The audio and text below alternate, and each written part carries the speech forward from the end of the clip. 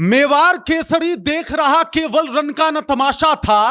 वो दौड़ दौड़ करता था रन, वो मान रक्त का प्यासा था। चढ़कर चेतक पर घूम घूम करता मेना रखवाली था। ले महामृत्यु को साथ साथ मानो प्रत्यक्ष कपाली था। और रन बीच चौकरी भर भर के चेतक बन गया निराला था।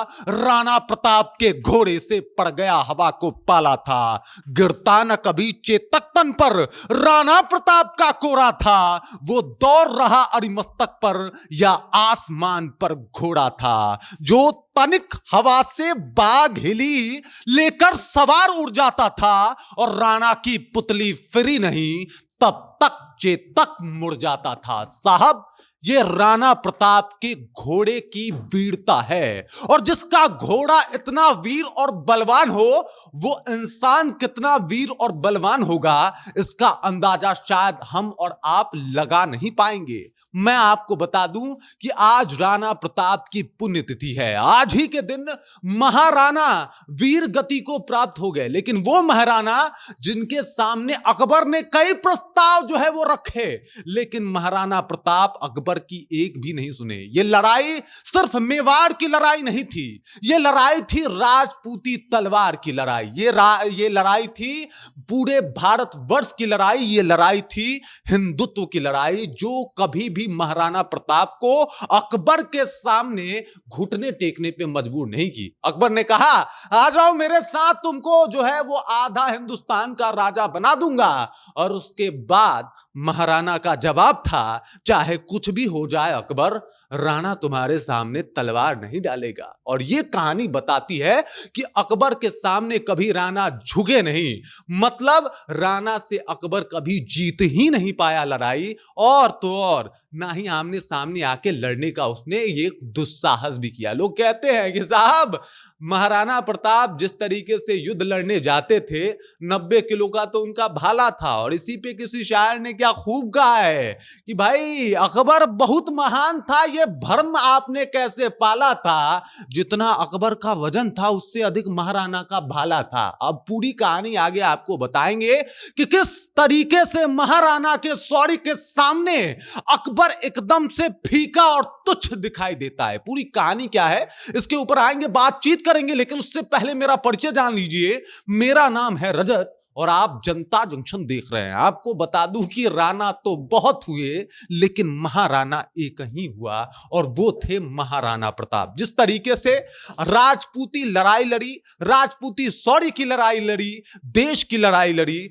भगवा की उन्होंने लड़ाई लड़ी, उसके सामने सब लोग नतमस्तक हो गए। जब तक मेवाड़ में महाराणा प्रताप थे, तब तक जो है वो अकबरों के सैनिकों में इतना जरूरत नहीं था कि वो मेवाड़ पे कब्जा कर ले। एक के बाद एक अकबर ने 4 शांति दूत भी भेजे थे कि चलो साहब राणा जी से समझौता कर लिया जाए। लेकिन राणा जी अपने आत्मसम्मान के आगे कभी घुटने टेके ही नहीं। उन्होंने कहा, चाहे जो भी हो जाए, हम आपके सामने घुटने नहीं टेकेंगे।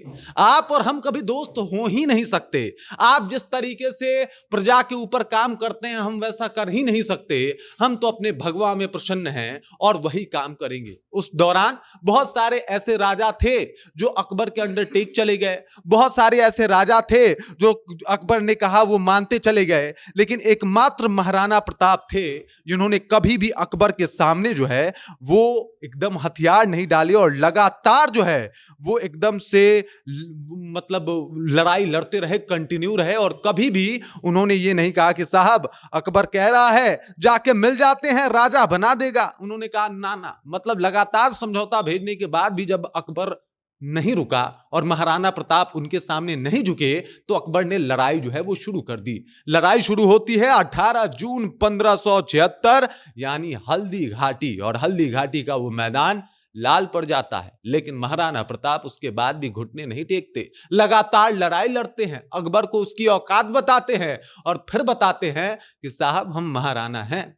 हमारे सामने कई अकबर आएंगे और चले जाएंगे, लेकिन हमारे आत्मसम्मान को कोई कुचल के जाए ये हमें पसंद नहीं। हमारे माता को कोई रौंद के जाए ये हमें पसंद नहीं। हमारे भारत को कोई झुका के जाए ये हमें पसंद नहीं। और राजपूती तलवार जहां झुक जाए ये हमको पसंद नहीं। लड़ाई इतनी भयंकर कि पूछिए मत। उस लड़ाई का कुछ वाकया बताया आपको, चेतक की वीरता बताई मैंने, और बताया आपको कि भाई साहब महाराणा प्रताप किस तरीके से लड़ाई लड़ते थे। और आपको बता देता हूं कि जिस तरीके से उनका घोड़ा लड़ा, महाराणा प्रताप भी वैसे ही लड़े। और आगे की कविता में जो है पांडे जी लिखते हैं, क्या लिखते हैं वो भी पढ़ के बता देता हूं। आगे लिखते हैं कि कौशल दिखलाया चालों में, उड़ गया भयानक बालों में, निर्भीक गया वो ढालों में, सरपट दौरा करवालों में, है यहीं रहा अब यहां नहीं, वह वहीं रहा अब वहां नहीं, थी जगह न कोई जहां नहीं, किसी अड़ी मस्तक पर कहां नहीं, बढ़ते नक्शा वो लहर गया, वो गया गया फिर ठहर गया, विकराल वज्र में बादल सा, अड़िके सेना पे घेर गया, भाला गिरा गिर गया निशंग, हाय टापों से खन गया अंग, वैरी समाज रह गया दंग, घोड़े का ऐसा देख रंग, चढ़ चेतक पे तलवार उठा, रखता भूतल पानी को, राणा प्रताप सिर काट काट करता था सफल जवानी को, कल कल बहती थी रणगंगा, अरिदल को डूब नहाने को, तलवार वीर की नाव बनी चटपट उसे पार लगाने को, वैरी दल को ललकार गिरी, वो नागिन सी फुफकार गिरी, था शोर मौत से बचो बचो, तलवार गिरी तलवार गिरी। वो राणा प्रताप की तलवार थी जो अकबर के सेना को चीरती हुई, उसे उसके औकात को बताती हुई ये बता गई कि ये राजपूती तलवार है, ये भगवा के लिए उठी हुई तलवार है, ये हिंदुत्व का तलवार है, ये किसी अकबर के आगे झुकने वाला नहीं। बाकी आज महाराणा प्रताप की पुण्यतिथि है और आज पूरी जनता जंक्शन की टीम उनको भावभीनी श्रद्धांजलि जो है वो प्रस्तुत करती है।